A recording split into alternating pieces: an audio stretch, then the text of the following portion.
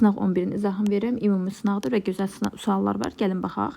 Birinci sual, iki cismin yerləşməsinin proyeksiyasının zamanı asılı qrafiki vermişdir. Birinci cismin ikinciyə nəzərən sürətinin proyeksiyasının modulunu. Aha, birincinin ikinciyə nəzərəndirsə də birincidən də ikincini çıxmaq lazımdır. V1 x çıxılsın V2x. Gəlin birincisi V1x tapaq. V1x tapmaq üçün sx-ı t'yə bölürük. O 80-i 10-a bölsək düşəcək 8 metr böl saniyə. Birincisi oldu 8. Çıxılsın. İkincisini də tapanda yenə mənfi 60-ı 10-a bölürük. Oldu mənfi 6. Çıxılsın. Mənfi 6. Bərabər olacaq 14 metr bölünsün saniyə. A variantı. İkinci sualımız. Euler-Venn diaqramına uyğun bəndləri müəyyən edin. Düz xəttə bərabər sürətli hərəkət və çeviri üzrə bərabər sürətli hərəkət. Sürətin ədədi qiyməti sabitdir. Hər iki hərəkətdə də sürətin ədədi qiyməti sabitdir. Bu getdi ortaya. Biri yazaq bura. Sürətin istiqaməti dəyişmir. Düz xəttli bərabər sürətli hərəkətdə trayektoriyamız düz xətti və sürətin nə qiyməti, nə də istiqaməti dəyişmir. Təcilli hərəkətdə düz xəttli bərabər sürətli hərəkətdə sürətin nə qiyməti, nə də istiqaməti dəyişmədiyinə görə təcil sıfırdır. Amma çeviri üzrə hərəkətdə sürətin qiyməti dəyişməsə də istiqaməti dəyişdiyinə görə təcil hərəkətdir. Cismin kinetik enerjisi dəyişmir. Bərabər sürətli hərəkət olduğuna görə heç bir halda kinetik enerji dəyişmir və dəyişməsi də sıfıra bərabərdir. Cismin impulsu dəyişir. Gördüyümüz kimi cismin impulsu dəyişir. Modulu dəyişmir olsaydı və ya belə deyək də modulu dəyişmir yazsaydı, bəli, hansını götürəcəkdik? Ortaya götürmək olardı. Amma bərabər sürətli hərəkətdə qiyməti dəyişməsə də istiqaməti dəyişir. Ona görə də cismin impulsu istiqamətcə dəyişir. 5 də gəldi. Bura 2. Deməli, 2, 3, 5, 1. 2, 3, 5, 1.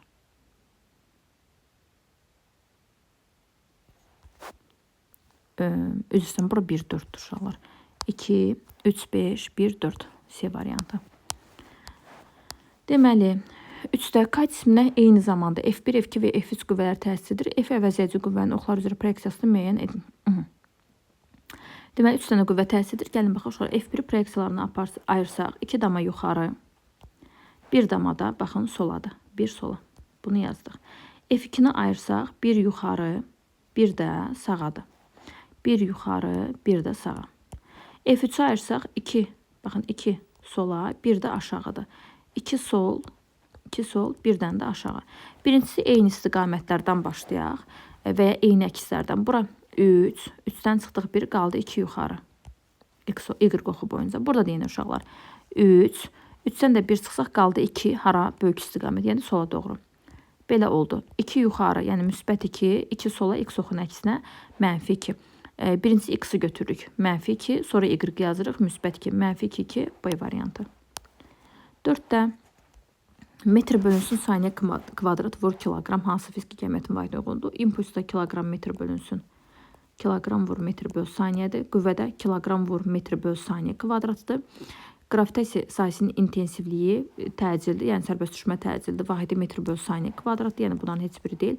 Qüvvə impulsunun impulsdəki impulsdur. Bunların da vahidi yalnız qaldı gravitasiya sabiti, yəni Newton vur metr kvadratını bölsün kilogram kvadratından bu ifadəni alıblar.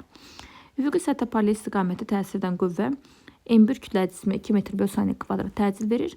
Cisim üzərində M2 kütləli cismi qoyduqda həmin qüvvənin təsirində cisimlər sistemi düz xətti bərabər sürətli hərəkət edir. M2 böl M1. Nisbətini hesablayın. Sürtünmə əmsalı μ 0,2-dir. Aha. Onsuz sonra cisimə əgər hər hansısa bir qüvvə təsirdirsə və həmin qüvvənin təsirindən bərabər sürətli hərəkət edirsə, deməli orada sürtünmə qüvvəsi var. Yoxsa digər hallarda bu Y ilə hərəkət eləməlidir. Deməli uşaqlar, M1A bərabərdir. F artı çıxılsın, F sürtünmə. Daha sonra uşaqlar sizə deyir ki, M2 kütləli cismi qoyduqda isə bərabər sürətlə hərəkət edir. Yəni əvəzləyici qüvvə 0-dır. F artı çıx F sürtünmədən. F artı olduğu kimi qaldı. Bura F sürtünmədir və F sürtünmə birinci halda μ M1J olduğu üçün buraya yazaq μ M1J. İkinci halda isə olacaq μ vurulsun M1 üstə gəl M2 vurulsun J. Aha. İndi deməli F artı uşaqlar ikinci halda nəyə bərabər oldu? μ vurulsun μ-dəki 0,2-dir. 0,2-ni 10-a vursaq olacaq 2. Deməli F artı ikinci halda nəyə bərabər oldu? 2 vurulsun M1 üstə gəl M2. Aha. Deməli F artın qiyməti uşaqlar bütün hallarda M1 üstə 2 vurulsun M1 üstə gəl M2-dir. Çünki deyir dəyişmədikdə. M1A yuxarıdakı ifadədən M1A A-nın da yerinə 2 yazaq. 2 M1 bərabərdir. F-dartın yerinə, baxın şu F-dartın yerinə burada yazıram 2M1. Mötərizanı sıram, üstə gəlsin 2M2. Çıxılsın F sürtünmə. F sürtünmədə də münü yerinə 0.2, J-nin də yerinə 10 qoysaq olacaq 2M1. Birinci halda yalnız M1 kütləcisi var idi. Çıxılsın 2M1. 2M1. Buradan sonra 2M1'lər getdi. Nə aldıq? 2M1 bərabər 2M2. Deməli, nisbət olacaq. Elə M1 bölünsün M2 nisbəti sizə verəcək vahidi. Yəni, 1-ə bərabər olmuş oldu. Bu da oldu 5 nömrəli tapşırığınız A variantı. 6. Qapalı sistem təşkil edən iki cisimdən M1 bərabər 2 kg kütləcisin V1 5 metr saniyə sürətlə hərəkət edərək sükunətdə olan M3 2 kg kütləcisi ikinci cisimlə mütləq qeyri-lastik toqquşur. Toqquşmadan sonra cisimlər sisteminin kinetik enerjisini hesablayan, toqquşmadan sonraki kinetik enerjini tapmaq üçün sonra birincisi son sürəti tapmaq lazımdır. Son sürəti tapandan sonra kinetik enerjinin faydası belə olacaq. YK bərabərdir. Toqquşmadan sonraki bir yerdə hərəkət edirlər. Vurulsun V sonun kvadratı bölünsün 2. Birincisi gəlin V sonu tapaq. V sonu tapsaq uşaqlar. Biri sükunətdə olduğuna görə M1 V1 üstə gəlinsin 0 bölünsün M1 üstə gəl M2. M1 V1 yəni 2 vur 5 10 bölünsün kütlələr cəminə 2 üstə gəl 3 5'ə. Bu oldu 2. Aparıb ifadədə qoyaq yerinə Y kinetik son bərabər olacaq. Yəni sistemin kinetik enerjisi kütlələrimizdən biri 2'dir, biri 3'də oldu 5 vurulsun V sonun kvadratı. V son 2'dir. 2'nin kvadratı yəni 4 bölünsün 2. 2'lər getdi, qaldı 10 zol Y variantı. Daha sonra uşaqlar 7 nömrəli tapşırıq. Kütləsi 800 kg olan lift 60 metr hündürlüyə qalxır. Liftin mühərrikinin sərf etdiyi enerji 600 kJ olarsa, onun faydalı əmsalını hesablayın. Faydalı tapanda faydalı işi tam işə bölmək lazımdır. Faydalı əmsalını tapanda. Burada da faydalı əmsalı bərabərdir. Faydalı işimiz MJH-dır. Tam iş isə, yəni tam enerjini verib 600 kJ oldu. A tam vurulsun 100'ə. Bizə nəyi soruşdu? Faydalı əmsalını ilə. Bərabərdir. MJH 800 vur 10 vur 60 vur 100%. Bölünsün 600 kJ, yəni 600 vurulsun 10 üstü 3'ə. Deməli, sonra 600 vur 10 üstü 3. Burada 5 dənə 0 var. Buradakı 5 dənə 0-la buradan 5 dənə 0'mızı aparsaq və 6'lar da getdi. Yalnız qaldı 80% B variantı. Daha sonra 8'də tezliyi 0.5 saniyə üstü mənfi 1 olan yaylı rəqqas O nöqtəsi ətrafında rəqs edir. Həmin nöqtədən rəqsə başlayan kürəcik 5 saniyə ərzində nə qədər yol gedər? Deməli, bunu uşaqlar tapmaq lazımdır XM-ni. Yolu tapanda L bərabərdir 4 XM vurulsun N-dir. N-in də yerinə uşaqlar sən nünü verdiyinə görə nü vur T yazırıq. T-ni də verib. Olacaq L bərabərdir 4 XM. XM vurulsun nü vur.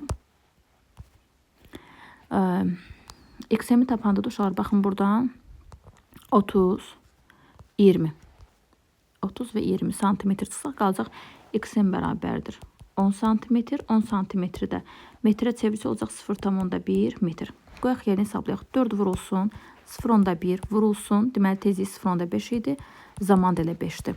Deməli 5'i vursaq 4 olacaq 20. 20'ni 0,1'ə vuranda olacaq 2. 2'ni də 0,5'ə vursaq olacaq 1 metr. 1 metr görək hansı variantdadır. 1 metr yəni 100 santimetr D variantında verib. 9 nömrəli tapşırıqda iş prinsipi maqnit cəryanı naqilə təsirinə əsasən cihaz hansılardır? Deməli, bizə nə verib? Metal higrometr, ampermetr, voltmetr, spidometr, galvanometr, yaylı dinamometr. Yaylı dinamometrdə yayın deməli sürüşməsinə hesablanır. Metal higrometrdə hava vurulan təzyiqin hesabına deyirdik oyuncaq dili oxşur. Yəni oyuncaq dili necə açılırdı?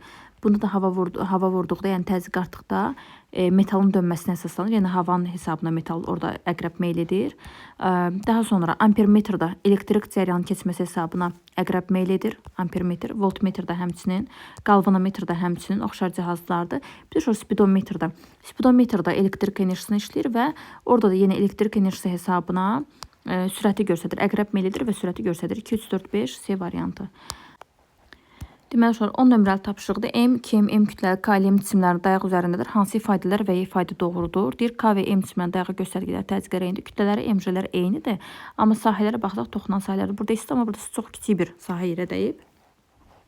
Deməli, təzyiqin düsturu F bölü S-dir. MJ-ləri eynidir, amma S-ləri fərqli olduğuna görə bu yanlışdır. 2-də K və L. K və L-ə baxsaq, birinci halda PL bərabərdir PL. 2 MJ bölünsün 2S. PK-da isə uşaqlar MJ böl S-dir və ikilər yuxarıdan ixtisar gedir, qalır MJ böl S. Deməli, bunlar bir-birinə bərabərdir. 3-də K və M cisimlərinin dayağa göstərdikləri təzyiq qüvvələri indi. Təzyiq qüvvəsinin cüsturu MJ bir-birinə bərabərdir. Bu da doğrudur. 2 və 3 A variantı. 11-də verilmiş kütləli ideal qazın təzyiqinin temperaturdan asılılıq qrafikinə əsasən qaz bir haldan 2 halına keçir. Uşaqlar, yaxşı sualdır. Nöqtəli məsələlər kimi baxırıq. Baxın, bu birdən keçən xəttimiz. Bu da 2-dən keçən xəttimiz. Fikir verək. Bu birin bucağıdır. Bir dənə yenidən çəkim. Səliqəli görünsün. 1. Bu da 2. Deməli, ikisi də uşaqlar koordinat başlanğıcından başlamış kimi götürürük. Birin bucağı, 2-nin bucağı. Birin bucağı alfa 1 böyükdür alfa 2-dən. Həcmi tapmaq istəsək PV bərabər NKT-dən. NKT. Buradan V bərabərdir NKT böl P. NKT böl P və konsentrasiyanı tapmaq istəsək kütləmiz sabitdir. N bərabərdir. N bölünsün V-dir. Yəni kütlə say sabitdir. N-lə V-nin də bir-birinin tərsini götürəcək. Deməli, V-ni tapanda görürük ki, T böl P nisbətdir. Yəni bizə verir bucağın kotangensini. Kotangensə ki, bucağından tərs götürəcək. Deməli, burada belə olacaq. V1 kiçikdir V2-dən. Deməli, ikinciyə keçəndə həcm artır. İkinciyə keçəndə həcm artır. Ona görə də konsentrasiya dibinin əksini götürəcək. Konsentrasiya isə azalmış olacaq. 12. Sabit təzyiqdə verilmiş kütlə ideal qazın 200 Joule iş görməsi üçün ona nə qədər istək miqdar vermək lazımdır? Sabit təzyiqdə deməli, görülən iş 0,4 Q-yə bərabərdir. İstək miqdarı 0,4 hissəsidir. Deməli, 200 Joule iş görməsi üçün 200 bərabər 0,4 Q-dür. Q-ni də tapsaq, Q bərabər olacaq. 200 böl 0,4-də o da olacaq 500 Joule D variantı. 13.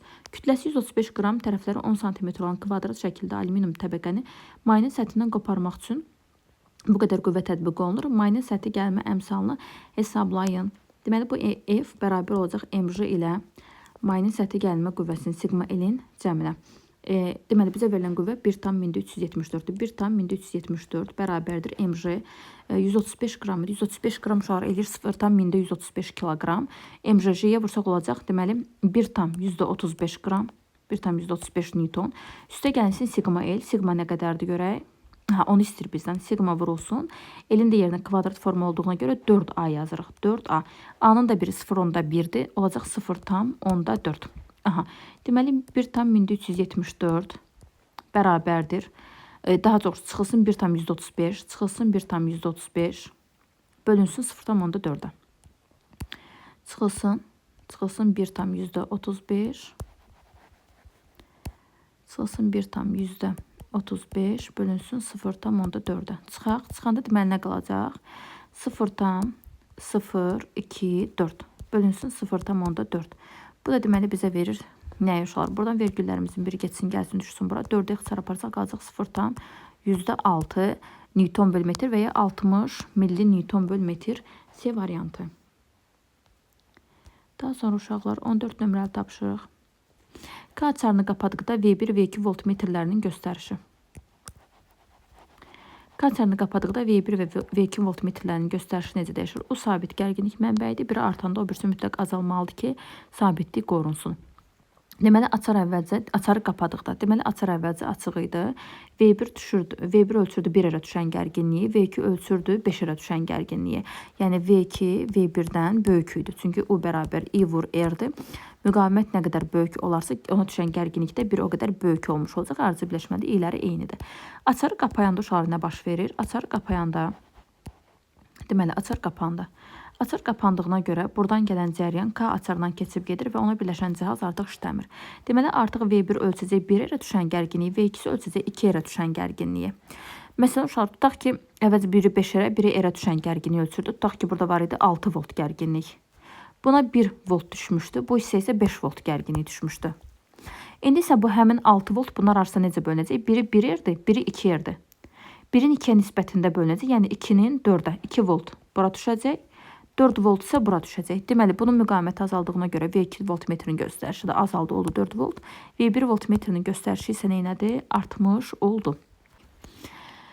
İndi gəlin baxaq. Deməli, V1 voltmetrinin göstərişi 1 idi, oldu 2, 2 dəfə artdı. V2 voltmetrinin göstərişi 5 idi, oldu 4'ü, 1,125 dəfə neynədir? Azaldı. 2 dəfə artar, 1,125 dəfə azalar, olacaq Y variantı. 15-də elektroliti qızdırdıqda elektrolitin müqaviməti uşaqlar R0 vurulsun 1 çıxılsın alfa T-dir. Yəni T ilə azalan kimasıdır A variantı. Daha sonra 16. Təsvir edilmiş sxemdə C3 kondensatordan toplanan yük 5 mikrokulondur. C3 burada. C3 dövrəyə ardıcı birləşdirib, yəni ümumi yük bundan keçir. 5 ümumi yükümüzdür. Daha sonra görək bizə nə deyir? K açarını açdıqda həmin kondensatorda toplanan yük neçə mikrokulon olar? K açarını açıq deməli açar əvvəlcə qapalıdır. Həmin bu 5 mikrokulon ümumi yükümüzdür. Q ümumidir. Q ümumi bərabərdir. Q ümumi bərabərdir. C vurulsun U ümumiyə. Aha. U ümumimiz elə U'dur, o dəyişmir. Dəyişən olacaq deməli C-lər. Birinci halda C-ni tapaq. Bura 2C-dir. Burada paralel birləşmədir 3C-dir. Bu ikisi ilə 3C bir-birinə paralel birləşmiş, ardıcı birləşmişdir və ardıcı birləşmədə C-ni tapsaq, bu deməli bu 5 bərabər olacaq nəyə? Ardıcı birləşmədə C-ni tapırıq. C1 vur C2 bölünsün. C1 üstə gəl C2. C1-imiz 2C. C2-miz bunların cəmi 3C bölünsün. Aşağıda bunların C1 üstə gəl C2 5C-yə. Vurulsun U ümumiyə. Bu birinci haldadır. Daha sonra ikinci halda açar açılanda artıq kondensatorlardan yalnız 2 seçdir. 2C2 və bunlar da bir-birinə ardıcı birləşib. 2C2 ardıcı birləşdiyinə görə C ardıcıl eyni olduqları üçün bu 2C-ni bölürük 2-yə. Oldu 1C. Deməli ikinci halda da olacaq 1C. 1C. Aha. İndi gəlin baxaq. Q2 bərabərdir 1C vurulsun U ümumi.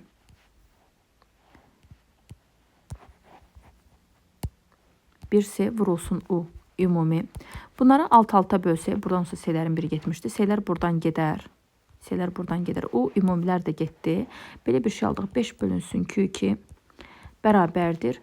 2-ni 3-ə vursaq 6. 6 bölünsün 5-ə. Aha. Deməli uşaqlar buradan da 5-i 5-ə vurub 6-ya bölmək lazımdır. Bu da kəsirli bir ədəd alınır. Səhv etmirəmsə cavablarda elə bir şey yox idi. Getdi uşaqlar 25 böl 6 alınır burada. Cavab çıxmır. Yox uşaqlar. Deməli 17. Bir cins maqnit sahəsində yüklü zərrəcik çevrə boyunca bərabər sürətlə hərəkət edir. Zərrəciyin kinetik enerjisi 4 dəfə artıqda 14 tezliyi. Deməli maqnit sahəsində hərəkət edən yüklü zərrəciyin tezliyi, periodu, dairəvi tezliyi sürətdən, impulsdan, kinetik enerjidən və əyrilik radiusundan asılı deyil, dəyişməz. Konturun induktivliyi hansı ifadədən təyin olur? EHQ-I bərabərdir. L delta I böl delta T-dir. İnduktivliyi tapanda EHQ-nı T-yə vurub delta-yə bölmək lazımdır. A variantı. Dəyişən cəryan dövrəsinə qoşulmuş sarğacdakı cəryan şiddətinin amplitudu qiymətinin rəqslərinin perioduna asılı qrafiki. Dövrəyə əgər sarğac qoşulubsa, omqanımız IM bərabərdir. O maksimal bölünsün XL-dir. XL-in də yerinə omega L yazırıq. Omega L. Omeganın da yerinə yazmaq lazımdır. 2pi bölünsün T. Deməli UM omega vur L. Omeganın da yerinə yazırıq. 2pi bölünsün T. T də qalxdı hara? Yuxarı vurulsun L. Deməli T ilə düz mütənasib asılı D variantı. 20 toplayıcı linzada cisim həqiqi xəyal 3F-də alınır. Cisim linzadan hansı məsafədədir? 1,5 məsafədədir. Və ya düsturunuz 1 bölü F bərabərdir. 1 bölü D üstə gəlinsin, 1 bölünsün F-dir. Yerinə qoyub ala bilərsiniz ki, 1,5-dir. Necə ki, F əzbər bilirsinizsə, artıq bunu da əzbərləyin. 21. 1 mm-də 5 çizgisi olan diffraksiya qəfəsində alınan mənzərədə maksimumların ən böyük tərtibi 4-dür. Diffraksiya qəfəsi üzərinə düşən işığın tezliyini hesablayın. Deməli, K maksimumların ən böyüyü K maksimum bərabərdir. D bölünsün lambdadır. Lambdanın yerinə bizə deməli nə verib? Tezliyi istəyir. Lambdanın yerinə S bölünü yazırıq. D-nin də yerinə L böl N yazırıq. L böl N. Lambdanın da yerinə S böl N yazdıq. Bərabərdir. L vurulsun N. L 1 mm-dir. Yəni 10 üstü mənfi 3. Bizdən N-ni soruşur. Lap yaxşı. Vurulsun N. N-in yerinə 500 cizgidir. S-nin də yerinə 3 vurulsun 10 üstü 8 yazırıq. Bu da bərabərdir. Maksimumların ən böyük tərtibi 4-də. N-ni tapsaq, bunları çarpaz vurub 10 üstü mənfi 3-ə bölmək lazımdır. Və 10 üstü mənfi 3-də aşağı atsaq, bu olacaq 10 üstü 11. 5-i də 3-ə vursaq, olacaq 15. 4-ə vursaq, olacaq 60. 60 deməli, 1 dənə 0 orada, 2 dənə 0 burada, 3 dənə 0. 6 vurulsun 10 üstü 14. 6 vur 10 üstü 14 C variantı. 22. Verilmiş katod üçün fotoeffektin qırmızı sərhədi narıncı rəngli işıq şüasına uyğundur. Həmin katodun üzərinə eyni intensivliklə hansı rəngli işıq şüası salınsa fotoelektronların kinetik enerjisi ən böyük olar. Y foton bərabərdir. Y kinetik çıxılsın A çıxışdır. Y kinetik buradan üstə gəlsin. Y kinetik buradan Y foton çıx A çıxışa bərabərdir. Deməli, bizdə foto effektdə qırmızı sərhədimiz narıncı rəngli işıqdır. Yəni, açılış dəyişmir. Dəyişən nədir? Y fotondur. Bizdən də soruşur ki, kinetik enerji ən böyük olsun. Kinetik enerjinin ən böyük olması üçün Y foton böyük olmalıdır. Yəni, tezliyi böyük olan bir işıq düşməlidir. Variantlarda hansının tezliyi daha böyüksə onu götürəcəyik. Deməli, narıncıdır. Sıramız yenə deyirəm, uşaqlar belə idi. Qırmızı, narıncı, sarı, yaşıl, mavi, göy, bənövşəyi. Baxırıq ki, uşaqlar tezliyi ən böyük olan bənövşəyidir. Deməli, bənövşə işıq şüası düşərsə, elə fotoelektronların kinetik enerjisi də ən böyük olmuş olar. 23. Verilmiş zamanında mexaniki dalğanın yayılan mühitin hissələrinin yerləşməsindən asılı qrafiki verilmişdir. Dalğanın sürəti 4 metr bölü saniyə olarsa, rəqsin periodunun saniyə ilə hesablanır. Deməli, buradan R-dən asılı verilmişsə, siz qrafikini tapırsınız lambdanı. Lambda nədir uşaqlar? 0-dan 2-yə kimi, yəni 1 tam period ərzində yayılan məsafədir. Dalğanın yayıldığı məsafə. Deməli, dalğa uzunluğu oldu 2 metr. Bizdən nə soruşur? Periodu soruşur. Lambdanın üstü V vurulsun perioddur. 2 bərabərdir. V 4-dür. Periodu bilmirik. 2-ni də 4-ə bölsə alır ki, T bərabər 0,5 saniyə. Cavabınız olacaq 0,5. 24. Yükü mənfi 2Y olan iyonun nüvəsinin ətrafında 15 elektron. Yükü mənfi 2Y nə deməkdir? Elektronların sayı protonların sayından 2 vahid çoxdur. 18 neytron var. Protonların sayı nəyə bərabərdir? Qeyd edirəm, mənfi 2Y oldu deməkdir ki, elektronların sayı protonların sayından 2 vahid çoxdur. Deməli, əgər elektron 15-dirsə, protonların sayı olacaq 13. 25. M1 1 kiloqram və M2 kütləli cisimlər ringdən asılmışdır. Razılıq vəziyyəti nədir? İpin gəlmə qüvvəsi 120 newton olduğunu bilərək 120. İkinci cismin kütləsini hesablayın. Deməli, gəlin qolların tapaq və momentlər qaydasını yazacaq. 120-nin qolu 1-dir, dayağa görə tapıram. M1-in qolu 3-dür. M1J vurulsun 3. Daha sonra M1 bunu fırladır saat əqrəbin əksinə, M2 fırladır saat əqrəbi istiqamətin, T də fırladır saat əqrəbin əksinə. Deməli, M1J vurulsun 3 üstə gəlinsin. 1T, yəni 120 bərabərdir M2J-yə. M2-ni bilmirik, M2 vur ona. M2-nin də qolu 3-dür, 3. Deməli, M1J vurulsun 3, eləcək 30. 30-un üstünə 120 gəlsə olacaq 150. 150-ni də 30-a bölsək alarıq ki, M2 bərabərdir 5 kiloqram. Cavabınız olacaq 5. 26. Hansı ifadələr doğrudur? Deməli, Heyger sayğacının iş prinsipi zərbəli iyonlaşma yasaslarının doğrudur və deməli, iyonlaşmanı da elə qeyd edilir. İyonlaşdırıcı şualanmanı da elə qeyd edir. Heyger sayğacı sürətlə yüklənən zərrəciklərin izlərini müşahidə etməyə, izlərin fotoşəklini çəkməyə imkan verir. Xeyr, səhvdir.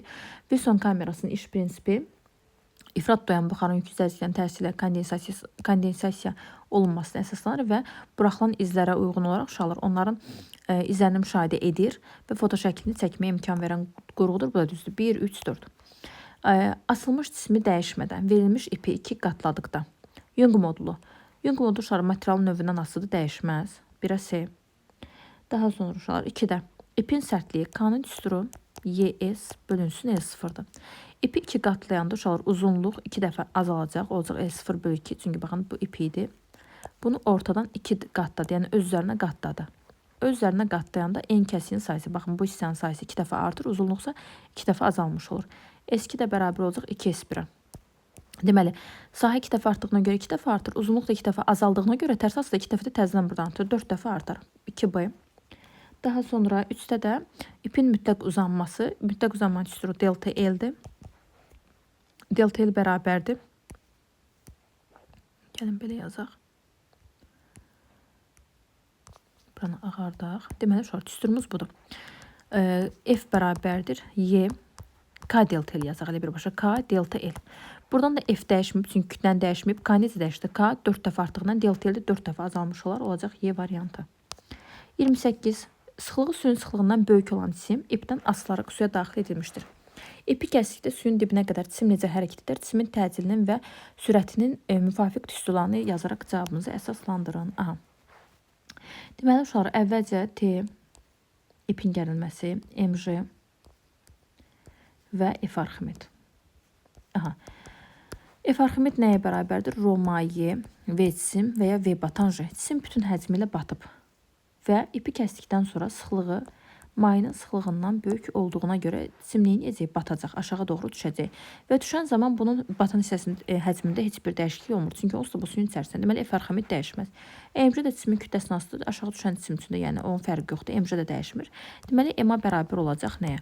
MC çıxılsın, F arximidi qüvvələr əks istiqamətdədir. Nə MC, nə də F arximid dəyişmədiyindən bu bərabər təcillə aşağı düşmüş olacaq. Hərəkət də sükunətdən olduğundan olacaq bərabər təcillə yeyinləşən, bərabər yeyinləşən aşağı doğru düşmüş olacaq. Sükunətdən hərəkət olduğuna görə sürət artacaq. 29 nömrəli tapşırıqdır uşaqlar. V0 6 metr böl saniyə sürətlər kitleden cismin koordinatın zamanı asılı qrafik verilmişdir. Cisim ikinci sayının sondakı sürət hesabının hərəkət yavaşlayandı. Yavaşlayan hərəkətdə də yerləşmənin tənliyini yazsaq. V0T deməli üstə gəlinsin AT kvadrat bölü 2'dir. Bərabərdir SX-a, yəni X minus X0'a 40'a. Deməli, buradan V0T 6 vurulsun, T neçədir? 10'dur. 60 üstə gəlinsin A vurulsun, T'nin kvadratı. A nostuşlar mənfi alacaq, çünki yavaşın hərəkətdir. T kvadrat, yəni 100 bölünsün 2 bərabərdir 40'a. 60'dan 40 çıxsaq qalacaq 20. 20 bərabərdir mənfi A vurulsun 50'yə. A da bərabər olacaq mənfi 0,4'a. İndi bizdən sürəti soruşur. V bərabər V0 çıxılsın AT. V0'ın yerinə 6. Niyə çıxılsın AT? Çünki yavaş hərəkətdir və ya burada mənfi 0,4 alsın. Üstə gəl yazırsınız. Yerinə qoyun doğru çıxılsın 0,4 vurulsun 2. Bu da oldu 0,8. Cavab olacaq 5,2 metr böl saniyə. Düz xət boyunca sürtünməsiz hərəkət edən cismin koordinatının zamanında asılı qrafiki verilmişdir. Cismin sürətinin proyeksiyasının zamanında asılı qrafikini çəkin və hansı zaman aralığında cisimə təsir edən qüvvələrin yer dəyişməsi qüvvənin yer dəyişmə istiqamətində olduğunu yazın. Aha, qüvvənin yer dəyişmə istiqamətində. Əgər hərəkət yeyinləşəndirsə, qüvvənin yer dəyişmə istiqamətlə, əks istiqamətdəsə yavaş olacaq. Deməli 0T1 Deməli 0T1 müddətində hərəkət X oxu istiqamətindədir. X oxu istiqamətində yavaşlayandı. Deməli, V-nin T-nin asılı qrafikində birinci hərəkətiniz olacaq X oxu istiqamətində yavaşlayan və cisim yavaşlayaraq T1'ə yaxınlaşıb. Tormozlanıb, sürət 0 olub. T1'dən T2 hərəkət X oxunun əksinə bərabər yeyinləşəndir. Və bərabər yeyinləşən olduğuna görə buraya yazırsınız ki, deməli, qüvvə ilə yer dəyişmə istiqamətləri eynidir. Qüvvə ilə yer dəyişmə istiqamətləri indi T2'dən T3'ə soruşur. Hərəkət X oxunun əksinə yavaşlayandı. Baxın, təzədən bura gəlib yavaşlayan olduğuna görə də artıq burada işarələr əks istiqamətlidir. Sağ olun uşaqlar.